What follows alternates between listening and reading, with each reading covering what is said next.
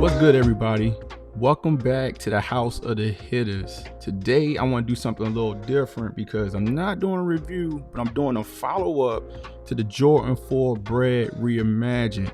There's been a lot of dialogue about sizing, material on the sneaker, and I want to give you an update after having the shoe in hand for a few weeks and actually wearing them a couple of times. So again, this will be the 5th release of the Jordan Brand Reimagined series. And listen, man, I'm hearing a lot of mixed energy out there, but this one will go up there with the lost and found and the white cement. And I'm just telling you this because I see it in hand. Now, next up, we already starting to hear rumors about a Jordan 1 black toe coming out in the holiday season. So are we seeing a pattern there where we're going to get maybe like various Jordan retro reimagined in the spring, then it's followed up by a Jordan 1 reimagined in the holiday season? Hold on, don't let me get too far ahead of myself.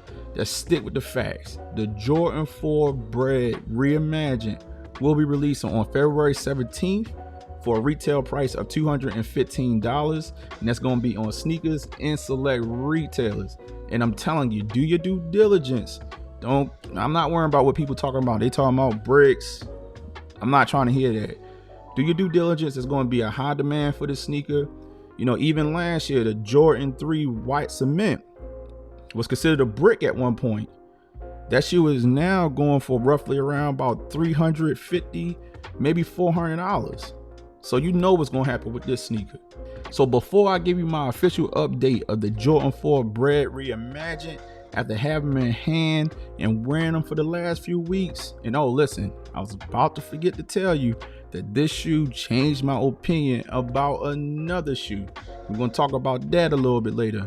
I want to say thank you for watching this content, and please y'all hit that like button, hit that subscribe button, hit that notification bell so you don't miss none of this dope content. Share with your family and friends because they dope, you dope, I'm dope. We should be here together. My name is Norman Nation, and what you've landed in is what we like to call the House of the Hitters, where we help people cop sneakers for retail. We do dope exclusive reviews plus updates like you see right here, right now. But more importantly, we have a sneaker community of nothing but sneaker enthusiasts that come together in fellowship over this thing that we love called sneakers. So sub up and join.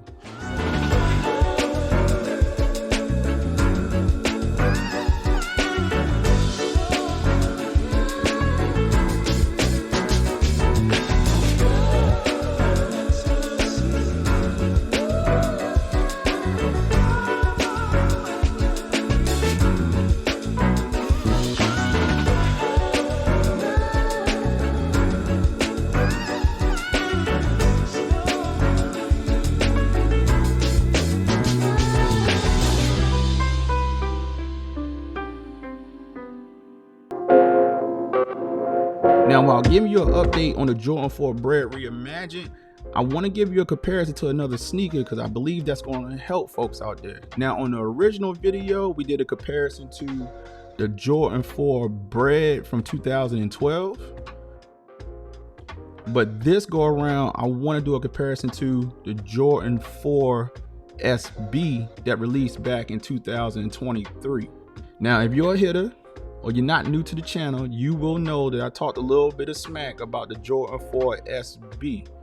I didn't have a good experience with them the first go around, but once I wore the Jordan 4 Bred Reimagined, it kind of clued me in on why I didn't have a good experience with this shoe the first go round. So I want to cover that. Plus, I believe this comparison is way better than doing that 2012 comparison or doing a 2019 comparison with just the Nike Air on the back, because this shoe pretty much shares the same shape as the Jordan 4 Bred Reimagined, and it's more recent.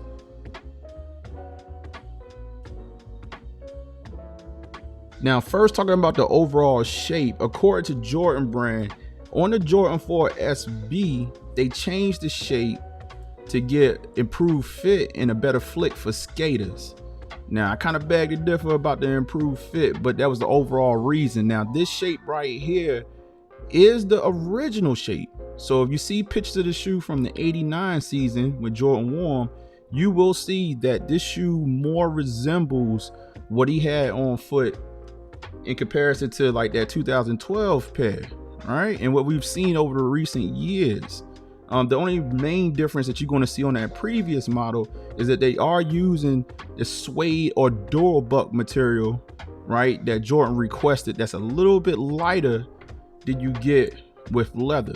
Analyzing the shape a little further, I did notice that the SB4 is slightly higher around the tongue area than the Bred Reimagined.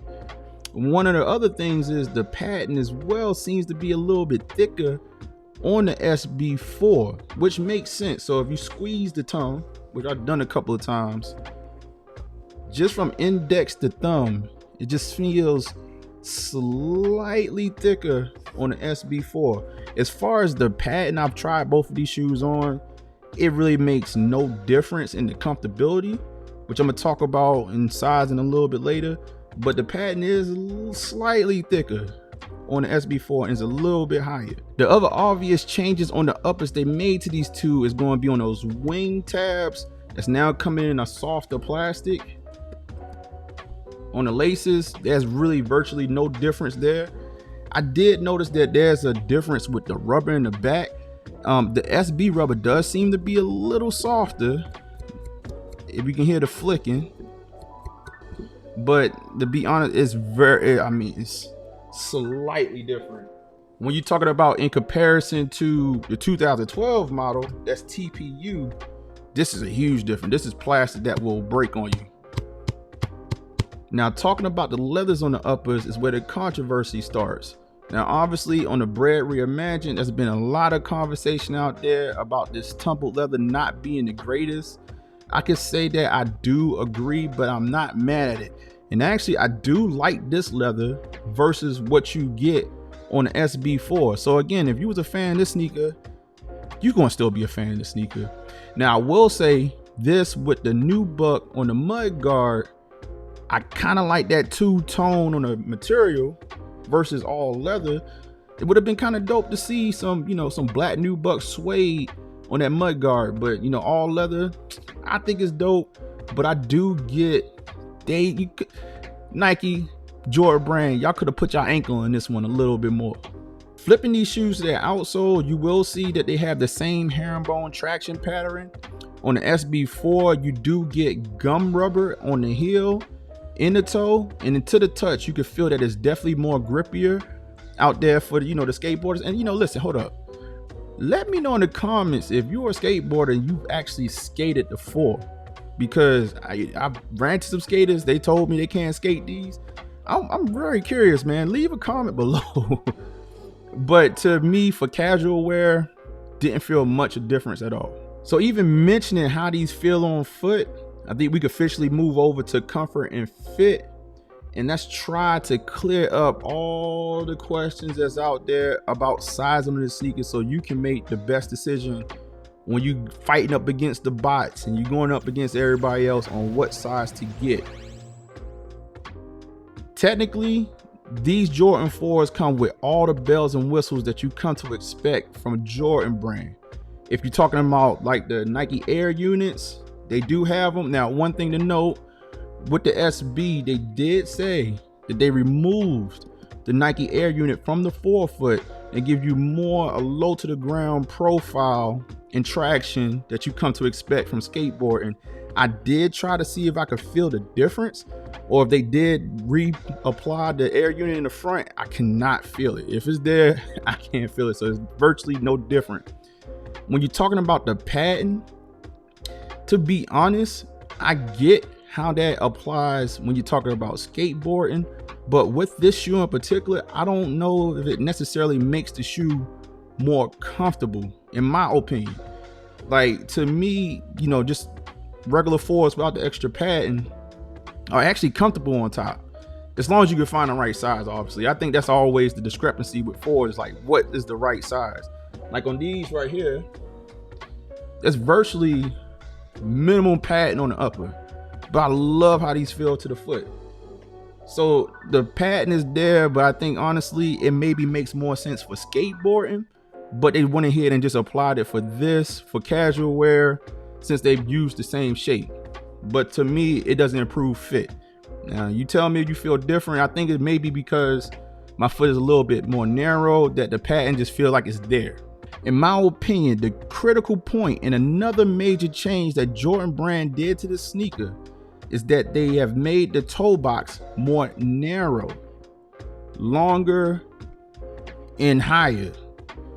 I think that's going to determine your experience with this shoe when it comes to comfort, and you need to really figure out size, and it's really going to come down to this toe box. Now, for myself, I did get the Bred Reimagined in a size 11. That's my true to size. That's the size that I have the 2012 in. It's the size I've worn in 4s just over the last couple of years. But when I was wearing this sneaker, I did feel like there was an empty toe box feeling towards the front, maybe a little bit of slippage even when I tried to lace the shoe all the way up. And I felt compelled to wear, you know, thicker socks. Now, once I wore the thicker socks, it seemed to be okay, but I was like, you know what? Maybe this is why I had a bad experience with the SB4 last year. I was kind of already on the fence about the SB4. So when I got it in a size 11, it didn't quite fit right. I was sort of like, man, you know, did I just fall on the hype? And that's the reason why I got the shoe. So I just got rid of it. So with this Bred Reimagined, I was like, you know what? I need to try a 10.5. Now I did try to hunt down a 10.5 in this bad boy. No luck right now without going right back into, you know, the aftermarket or the jungle. So I said, you know what? Let's try a 10.5 with the SB4. That's wear that bad boy and see what the experience is going to be. And I'm going to even tell you what the 10.5. Way better fit for me, but it even felt spacious. So I think one of the things that's going to throw people off is that the toe box itself does have some length to it. And on top of that, it's higher. And if you try and prevent it from creasing, for me, I'm going to half size down. I've heard people say that this shoe is tight.